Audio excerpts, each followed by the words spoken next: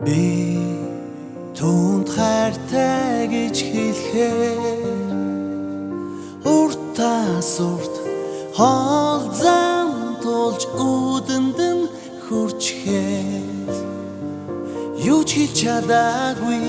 дурсамжинд үлдсэн энэ тохиол дуу айлан гэж би мэдээгүй зүрх сэтгэл хайрын зохиол шүлэг бичэн гэж бодоогүй чамтай хамт үлэн дүүнээс хайр хязгааргүй